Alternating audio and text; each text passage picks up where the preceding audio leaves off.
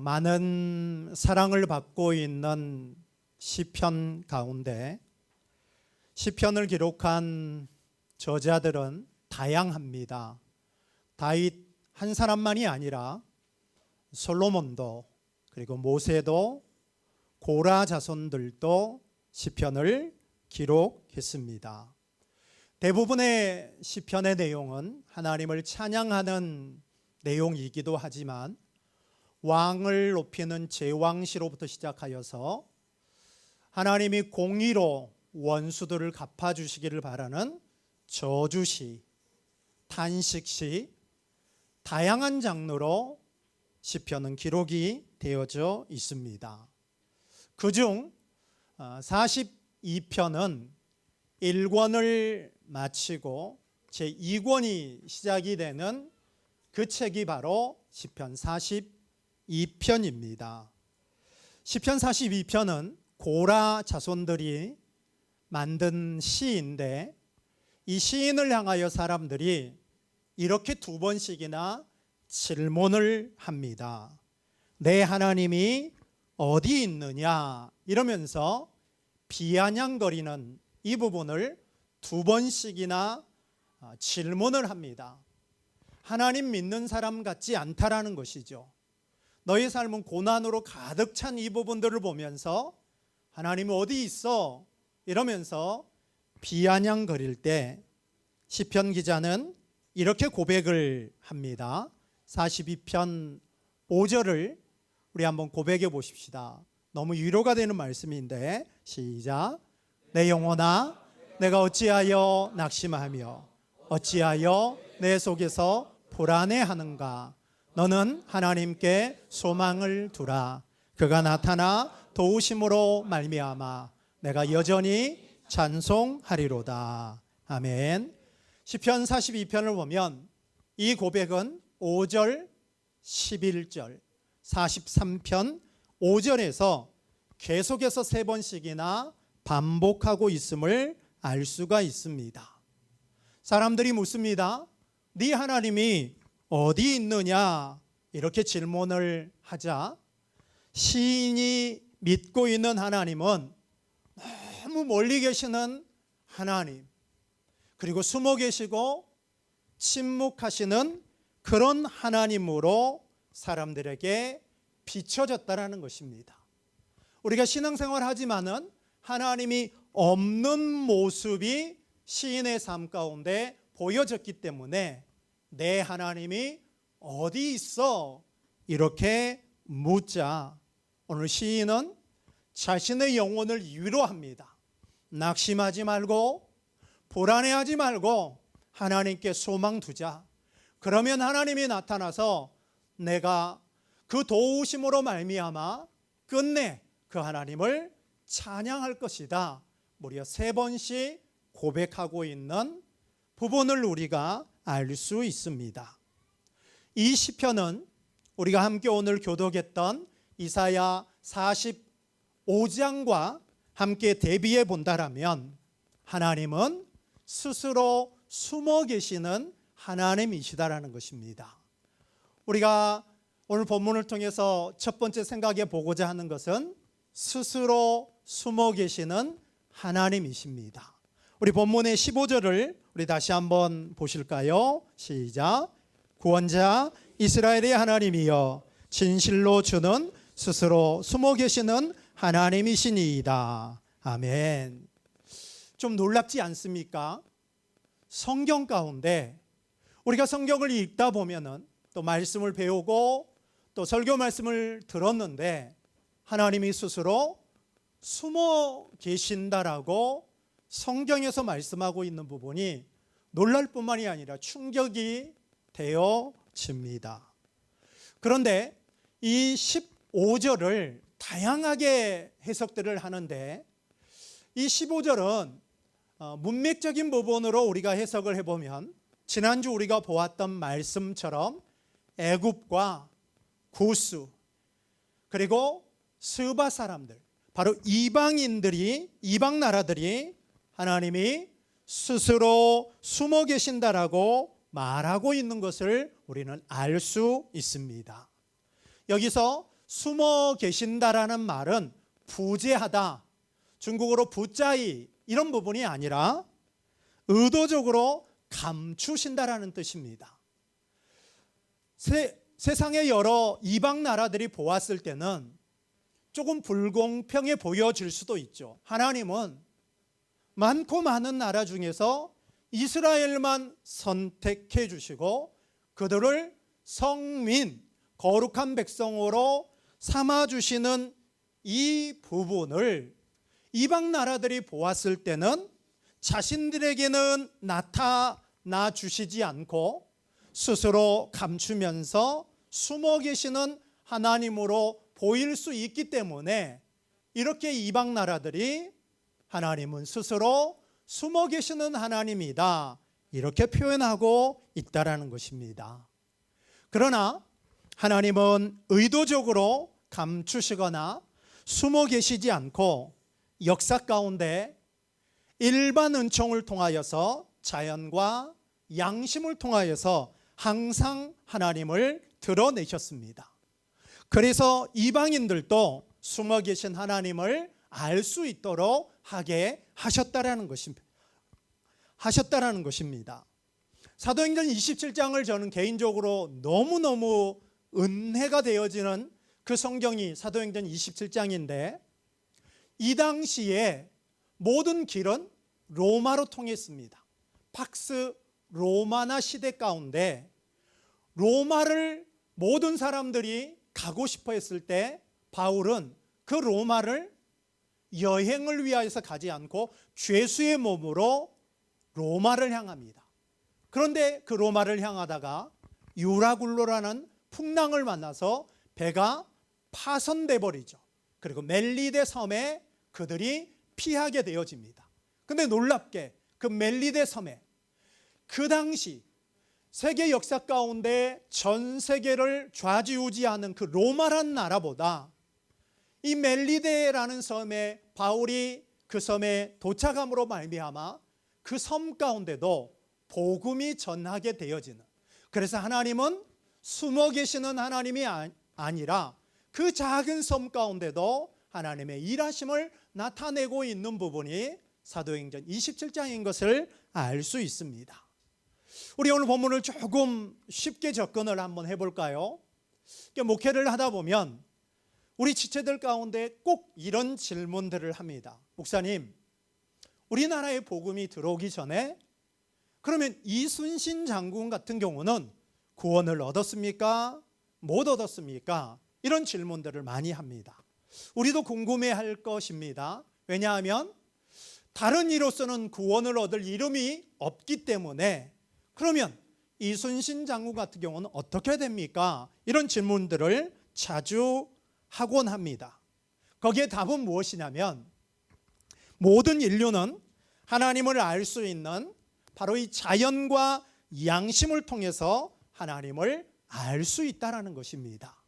자, 바울의 말을 한번 들어볼까요? 로마서 1장 19절로 20절 말씀을 한번 보십시다. 시작. 이는 하나님을 알만한 것이 그들 속에 보임이라. 하나님께서 이를 그들에게 보이셨느니라. 20절, 센스가 좀 있어야 되는데 20절이요? 없어요? 제가 19절만 드렸나 보네요. 20절을 보면 창세로부터 그의 보이지 아니하는 것들, 곧 그의 영원하신 능력과 신성이 그가 만드신 만물에 분명히 보여 알려졌나니 그러므로 그들이 핑계하지 못할지니라. 아멘. 자, 19절과 20절 말씀을 보면 자연 가운데, 세상 만물 가운데 하나님을 알만한 것들을 분명히 보이셨다라고 말씀합니다. 자연을 통하여서 하나님을 드러내신 것이죠. 우리 여기 실제 그 장면을 목격한 지체들이 좀 있어서 소개합니다.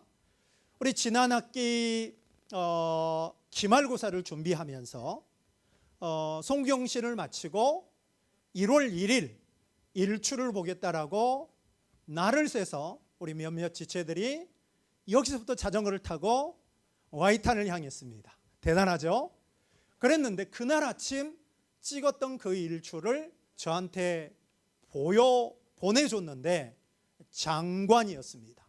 상하이의 그 푸동을 한번 보십시오. 건축물들, 으리으리한 건축물들 뒤로 저 동쪽에서부터 아직 해가 떠오르기 전에 마치 그 햇살에 비춰진 이 도심의 이 상황이 얼마나 장관이던지 카페 좀 들어가 보십시오. 카페에 올려놨습니다.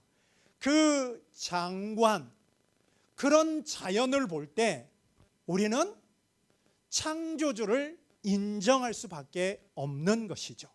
복음이 들어가지 않았다고 하더라도 자연을 통하여서 하나님을 알만한 것을 자연 속에 하나님께서 심어 놓으셨기 때문에 누구도 핑계할 수 없다, 바울은 말합니다. 계속해서 바울은 로마서 2장 14, 15절에서 또 이렇게 말을 합니다. 시작. 율법 없는 이방인이 본성으로 율법의 일을 행할 때에는 이 사람은 율법이 없어도 자기가 자기에게 율법이 되나니 이런 이들은 그 양심이 증거가 되어 그 생각들이 서로 혹은 고발하며 혹은 변명하여 그 마음에 새긴 율법의 행위를 나타내느니라. 아멘. 복음이 들어가지 않았다고 하더라도 우리 안에 있는 도덕적 센스, 바로 센서, 이 센서인 양심으로 말미암아 옳고 그르다라는 것을 분별하도록 양심을 통하여서 하나님을 알도록 하셨다라는 것입니다. 그러나 이 일반 은총은 극히 제한적입니다. 그리고 부분적입니다.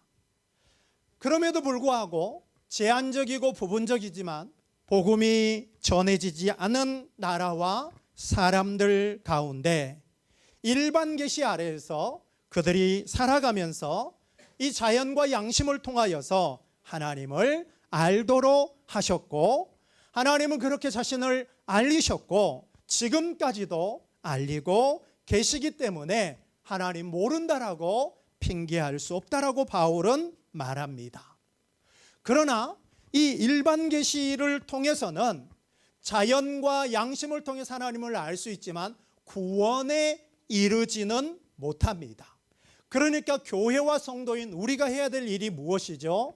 전도하고 선교하는 이 부분, 보내거나 가서 예수의 이름을 전하고 말해야 한다는 것입니다. 이번에 우리가 여름에서 한국에서 수련회를 진행하는데 우리 좀 결단했으면 좋겠습니다. 작은 부분이지만 우리의 힘이 필요한 부분들이 있어요. 우리 다음 주에 두 분의 선생님이 오셔서 최종적으로 이 부분에 대한 부분들을 설명하고 함께 좀 기도하면서 동참할 것을 요청할 텐데, 우리 가운데 있는 작은 힘이나마 우리가 함께 했으면 좋겠습니다. 특별히 우리 선교에 대한 부분에 경험이 없는 분들에게 조금 강력히 추천하는 것은 무엇이냐면, 선교는 내가 무엇을 하는 게 아니에요. 선교 현장에 딱 가보면은 대상자들인 그들을 보고 오히려 우리가 은혜 받는 현장이 바로 보냄받은 현장입니다. 내가 뭔가를 하는 것 같지만 그들을 통하여서 오히려 내 안에 채워오는 것이 현장의 움직임이다라는 것입니다. 우리 공부하느라 또 일하느라 우리 바등바등 이렇게 살아왔는데 그들과 함께 예배하면서 그 현장을 보면서 오히려 그들을 통하여서 내 안에 채워오는 것이 바로 이 움직임이다라는 것입니다. 저는 오늘 이 말씀을 준비하면서 참 놀라움을 경험했는데, 그게 바로 무엇이냐면 일반 은총의 이 영역은 한계가 있습니다. 자연과 양심을 통하여서는 구원에 이르지 못해요. 그런데 그 구원에 이르지 못하는 그 부분을 위하여서 저와 여러분을 사용하는 거예요. 그래서 그 현장에 보내서 예수를 말하게 하고, 그리고 그들이 그 부분에 반응하게 함으로 말미암아 그들이 하나님을 알게 하는 이 하나님의 일하심이 얼마나 신묘막측한지 모릅니다. 바라기는 지금도 그리스도 밖에 있는 자들이 자연과 양심을 통하여서 옳고 그름을 판단하고 있지만 그것으로는 구원에 이르지 못하기 때문에 우리가 뭐 해야 된다고요? 가야 하고 전해야 한다라는 것입니다. 일부 특정인에게만 해당된 것이 아니라 주님의 지상 명령이기 때문에 이 부분에 우리가 쓰임받고 사용되어졌으면 좋겠습니다. 일반 은총으로 다 알 수 없는 그 부분을 우리를 보내고 우리를 사용해서 그 일을 이루신다니, 천하보다 귀한 영혼들을 하나님을 이끄는 대로 우리를 보내신다니, 이것보다 기쁘고 이것보다 감격스러운 일이 또 어디에 있겠습니까? 너무 어렵게 생각 마시고요, 참여해서 반나절만이라도 참여해서 여러분들이 좀 뒷정리라도 좀 해주시고, 그리고 해야 될 일들이 얼마나 많은지 모릅니다. 그래서 이 부분 가운데 최소 반나절 이상 우리 참여하는 걸로 우리 좀 이렇게 마음들을 먹고 함께 할 수 있는 움직임이 되어졌으면 좋겠습니다. 두 번째는 믿음의 사람들 가운데 숨어 계시는 하나님을 만나보고자 합니다. 소두에서 말씀드렸던 시편 42편 고라 자손들, 자, 그들의 시처럼 믿음의 길을 걷는 자들에게도 하나님은 때로 너무 멀리 계시는 것 같고, 그리고 그 하나님은 침묵하고 계시고 숨어 계셔서 보이지 않게 되어지는 이런 부분들을 우리가 신앙생활하면서 경험한다라는 것입니다. 욥을 보십시오. 그는 건강을 잃었고 재산을 잃었고 자녀들을 잃었습니다. 얼마나 그 자신의 그 병든 몸이 고통스러웠으면 차라리 죽는 것이 낫다라고 하면서 자신의 생일을 저주하는 이 욥의 모습을 우리가 욥기 3장을 통해서 잘 알 수 있지 않습니까? 바로 숨어 계시는 하나님의 때가 욥의 고난의 때였습니다. 그래서 욥은 그렇게 욥기 23장에서 고백하죠. 앞으로 가도 그가 계시지 아니하고 뒤로 가도 보이지 아니하시며 그가 왼쪽에서 일하시나 만날 수 없고 그가 오른쪽으로 돌이키시나 뵐 수 없더라고 고통의 힘겨움을 고백하고 있음을 우리가 알 수 있습니다. 하나님의 숨어 계심, 응답도 없고 침묵하기만 하는 그런 시간을 욥이 겪었고 다윗 또한 이런 삶을 겪었습니다. 우리 시편 10편 1절을 한번 볼까요? 이 고백은 다윗의 고백입니다. 시작.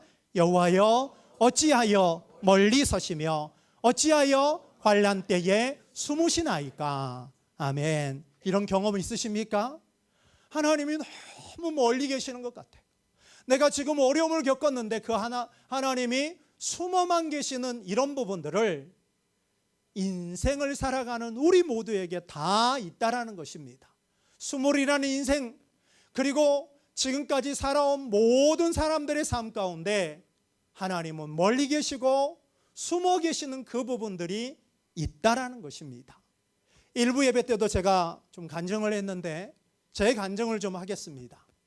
저는 하나님이 숨어 계실 때가 신앙생활의 그 깊이 속으로 들어갔을 때 그랬던 것 같습니다. 하나님이 달아보셨던 것 같아요. 신대원 3년을 다니면서 참 이 경제적으로 너무너무 어려웠던 시간들, 아주 극빈의 가난한 시간들을 보냈었는데, 근데 주변의 전도사들을 보면은, 주변에 우리 동기들을 보면은 막 응답받은 이야기들을 참 많이 해요. 아침에 자고 일어났더니 누가 문 밖에다 쌀 한 포대를 두고 갔다라는 둥. 여러분에게 별 느낌이 없겠죠. 저희 때는 쌀 한 포대 집에 비치해 둔다라는 게 큰 힘이었습니다. 그리고 이번 학기 등록금을 어떤 분이 내주셨다라는 뭐 이런 이야기 들으면은 참 부럽기도 하면서, 제가 딜레마에 빠졌던 건 뭐냐면, 우리 동기들에게는 그렇게 하나님이 응답해 주는데 왜 나에게는 이런 응답이 없을까? 하나님은 숨어 계셨던 그런 시절이 저에게도 있었습니다. 제가 대학원 다니면서 2학년 때 제가 사당동에 개척을 했는데, 개척을 하면서 팀 목회를 했습니다. 전에도 말씀드렸던 것 같은데 팀 목회를 하면서 설교도 반반 나눠서 하고 저희 집에서 그분의 가정과 저희 집이 한 군데서 살면서 반지하에서 방 2칸에 저희 집 식구 4사람, 그리고 그 전사님 가정 3명, 감사하게 그 가정 가운데 임신이 되어져서 뱃속에 있는 아이까지 포함하면 총 8명이 1년 동안 화장실 하나 있는 그런 집에서 살다가 그분 가정에 이제 생명이 주어져서 이렇게 다시 따로 살게 되어졌었는데, 제가 이 대학원 이 과정을 보내면서 모자람의 연속이었고 아예 없음의 시간들을 보내면서 하나님이 숨어 계신 것처럼 여겨졌어요. 그때 저에게 가장 힘들었던 것은 무엇이냐면 강의 안을 살 수 없는 그런 부분들. 아니, 제가 정말 공부를 열심히 했거든요. 머리가 안 되기 때문에 열심히 해야만 되기 때문에. 근데 책이 없는, 그게 너무너무 힘겨웠고, 우리 그 동기 전도사님은 부모님이 저 경남의 바닷가 쪽에 양식을 해가지고 후원을 많이 해줬나 봐요. 그래서 책을 막 한 보따리 사면 나는 가서 구경만 하고, 그런 부분들이 너무너무 힘겨웠었는데, 그런 시간들을 한번 제가 뒤돌아보면서 오늘 설교 준비를 하면서 생각을 해보았습니다. 제가 신학교를 졸업한 지 이제 21년 차가 되어졌는데, 저에게 주어졌던 시간이 그때가 가장 힘겨움의 시간이었던 것 같은데, 그런데 하나님은 숨어 계시지 않고 여전히 일하고 계셨다라는 것입니다. 저의 현실은 더 이상 학교를 다닐 수 없는 경제적 어려움의 상황이에요. 그런데 예상치 못한 부분으로 하나님이 일하시더라고요. 어떻게 일하셨냐면 학교에 공지사항이 떴습니다. 그게 뭐냐면은 개척교회를 섬기고 있는 분들은 동창회에서 장학금을 줍니다. 이런 부분이 공지가 되어져서 제가 신대원 3년을 다니면서 6학기 동안 그 신대원에서 동창회 장학금으로 아마 등록금의 3분의 1 이상이 되어지는 것 같아요. 그 장학금을 받고 3년의 과정을 마칠 때 대출받지도 않았고 어디 가서 손 벌리지도 않고 휴학하지도 않고 그렇게 학교를 졸업하게 하시더라고요. 그러면서 좀 좋은 상황으로 저를 인도해 주시면 좋은데, 상해 우리 교회로 제가 곧바로 부임을 했습니다. 상해 우리 교회로 부임을 해서 학생교회, 보내는 교회. 어제도 제가 우리 졸업하는 지체들을 한번 숫자를 세보니까 9명쯤 되더라고요. 아마 지금 이 인원의 3분의 1이 다음 학기면 또 이 자리에 없게 되는 그런 상황일 텐데, 특수 목회를 하고 있습니다. 청년교회를 하면서 가장 어려운 것은 바로 재정적인 어려움이죠. 그런데 가만히 묵상해 보고 뒤돌아보면 놀랍게 채우시는 이 하나님의 기적을 보면서 내 삶은 지금 하나님이 너무 멀리 계시고 그리고 숨어 계신 것 같지만 여전히 하나님은 내 삶과 우리 교회 상황 속에서 일하고 계시는 이 부분들을 경험할 수 있더라는 것입니다. 그렇습니다. 믿음의 길을 가다 보면은 하나님이 침묵할 때도 있고요, 응답이 없을 때도 있고, 그리고 숨어 계시는 고난의 때도 있을 텐데, 그때 우리가 기억해야 될 것은 바로 무엇이냐면 내가 하나님으로부터 멀어지지 않아야 한다는 것입니다. 우리식으로 말한다면 잠수 타지 않아야 된다는 것입니다. 자체 안식년 가져서는 안 돼요. 이번 주에 어떤 한 지체가 교회에 왔는데 한국에서는 교회를 다녔대요. 근데 지금은 쉬고 있어요. 자체 안식년을 가지면서 유아 가서 그냥 부모님 그늘 벗어나니까 그냥 교회도 안 나와버리는 이런 하나님으로부터 멀어지면서 하나님 앞에 나아가는 부분들을 멈추는 이런 일들이 없어야 한다는 것입니다. 우리의 문제는 무엇이냐면 하나님이 멀리 계시고 숨어 계신다는 그 이유로 사람인 내가 숨어버리지 않아야 한다는 것입니다. 어렵고 힘들다라는 그 이유로 말미암아 숨어 버리는데, 그러나 우리는 숨지 않아야 한다는 것입니다. 여러분, 믿음이 무엇입니까? 믿음은 숨어 계시는 그 하나님을 여전히 믿음으로 바라보면서 신뢰하는 것입니다. 이것이 바로 믿음입니다. 아멘. 우리 금요일날 같이 찬양했습니다. 자, 히브리서 말씀 한번 볼까요? 11장 6절 말씀. 자, 믿음이 없이는 누구를 기쁘시게 못한다? 하나님을 기쁘시게 못한다. 히브리서는 말씀합니다. 그러면서 우리가 숨지 않고 하나님을 찾기만 한다라면 하나님을 찾는 자들에게 하나님께서 뭘 주신다라고요? 상을 주신다라고 약속하고 있습니다. 그렇습니다. 숨고 싶고, 그리고 멀리 떠나고 싶고, 잠수타고 싶고, 그런 마음이 우리 가운데 들 수 있지만, 믿음이 없이는 하나님을 기쁘시게 못한다라는 이 말씀을 믿고 믿음으로 하나님을 신뢰하여 그분을 찾게 되면 그 하나님께서 우리 가운데 무엇을요? 상을 주시는 하나님이시다라는 것을 우리가 믿을 수 있는 그런 저와 여러분이 되어졌으면 좋겠습니다. 자, 이 부분을 본문으로 그대로 한번 적용해 볼까요? 16절과 17절을 한번 보실까요? 16절과 17절을 보면 하나님은 심판과 구원을 베푸십니다. 16절을 보면 우상과 그것을 믿는 자들에게는 부끄러움을 허락합니다. 그리고 욕보임을 허락하지만 17절을 보십시오. 이스라엘 백성들에게는 구원을 베풉니다. 우리 17절 말씀 같이 한번 보십시다. 시작. 이스라엘은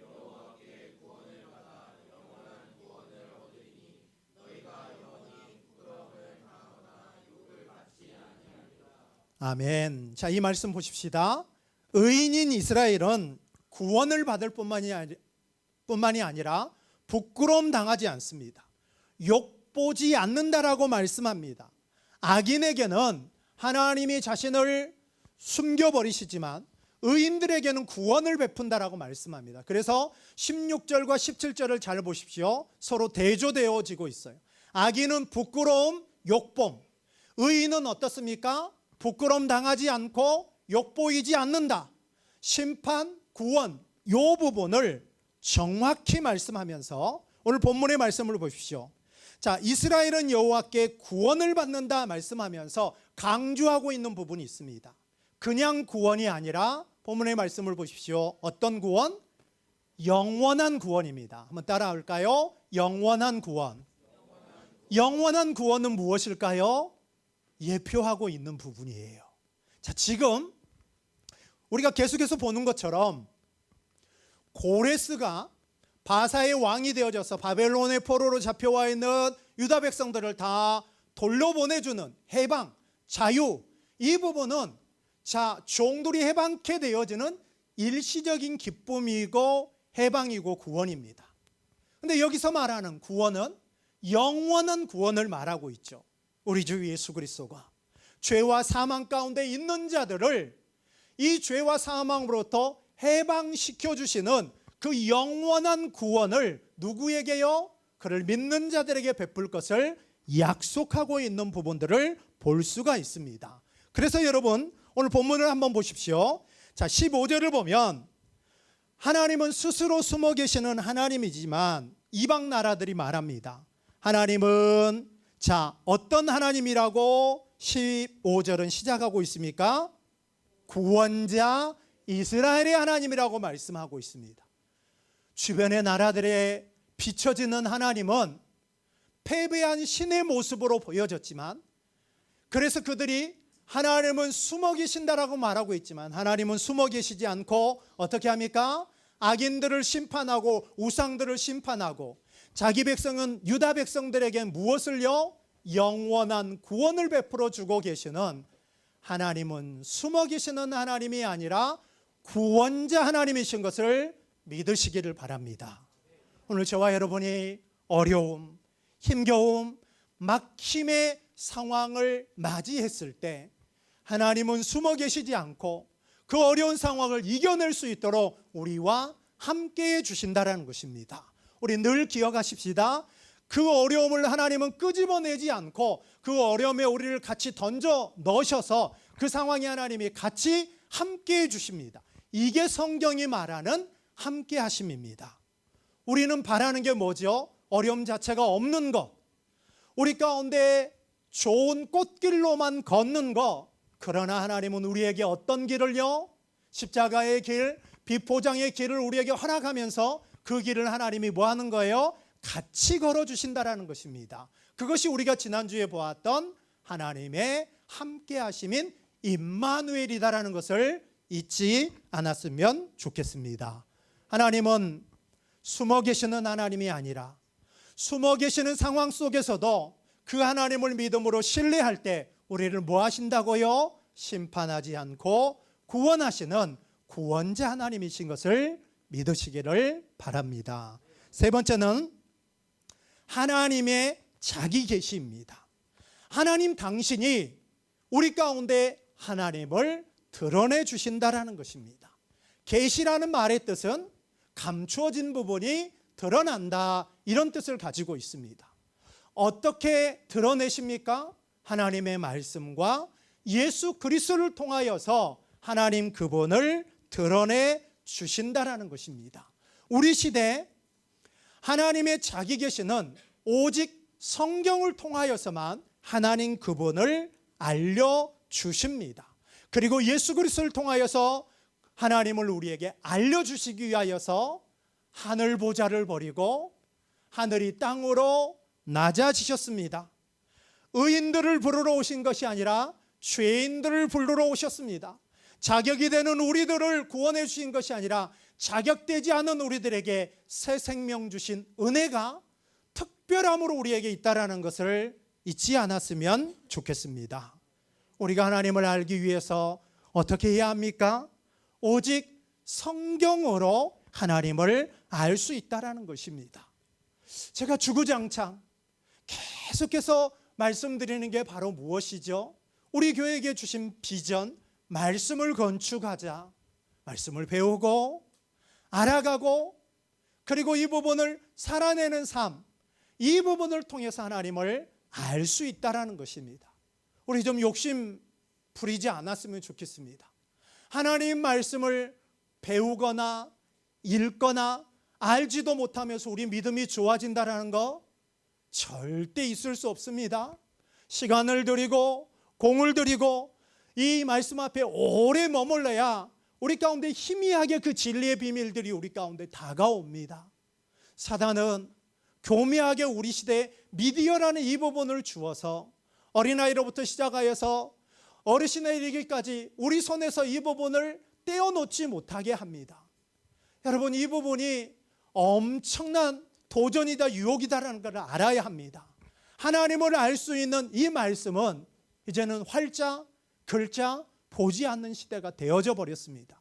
그러다 보니까 말씀에 대한 문맹률들은 하늘을 찌르고 있는 그런 상황 가운데 우리가 해야 될 부분은 바로 무엇입니까? 말씀 앞에 오래 머물러 있는 것. 참 아이러니하죠. 시간이 많이 날 때 제일 못해요. 자, 우리 노동절 연휴 5일이었는데 예배의 자리가 비었고 기도의 자리가 비었고 카페 예배가 매일 올리지만 조회수 거의 바닥을 치고 있고 시간이 많이 나면 할 것 같죠. 오히려 시간이 없을 때 더 말씀들을 더 보게 되는 이 놀라운 신비들 우리 좀 경험들 했으면 좋겠습니다.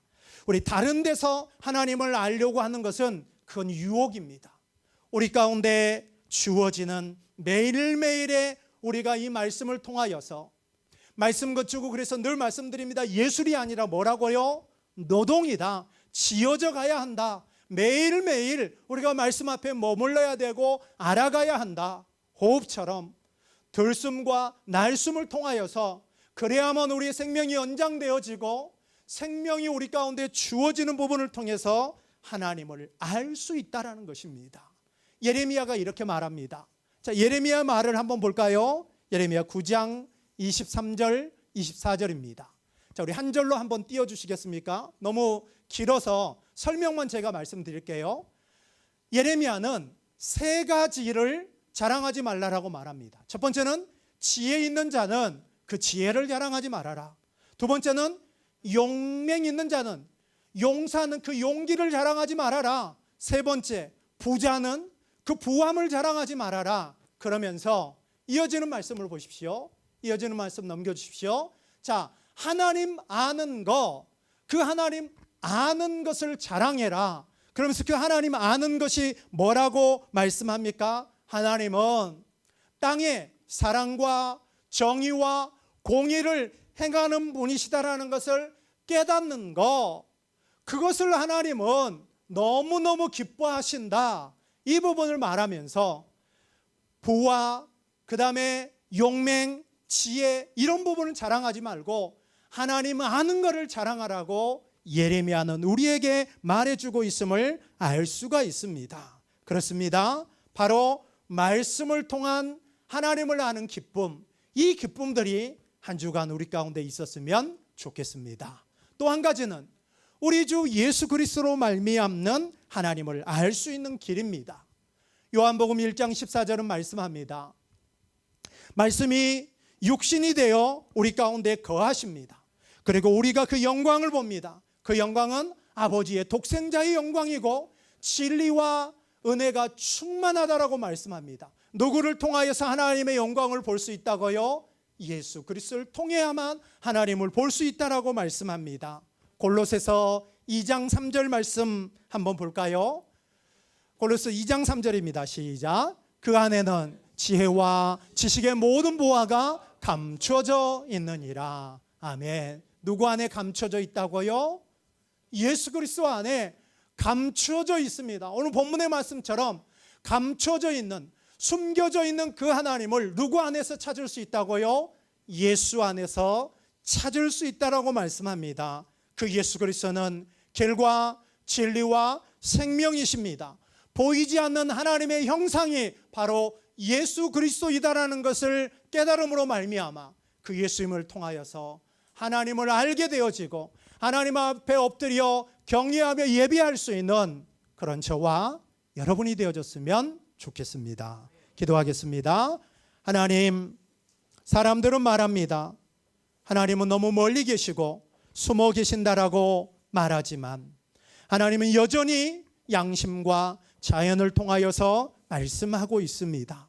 그러나 양심과 자연으로는 구원에 이를 수 없기에 성도와 교회인 우리가 땅끝까지 이르러 예수가 그리스도이다라는 것을 전하고 말할 때 성령님 그들 가운데 믿음을 허락하여 주셔서 우리의 전함이 곧 구원 얻게 되어지는 믿음이 되어질 수 있도록 우리들을 사용하여 주옵소서. 하나님, 믿음의 길을 걷다 보면 하나님이 멀리 계시고 숨어 계시고 보이지 않게 여겨질 수 있지만 그럼에도 불구하고 믿음으로 하나님을 신뢰할 수 있는 믿음을 우리에게 허락하여 주옵소서.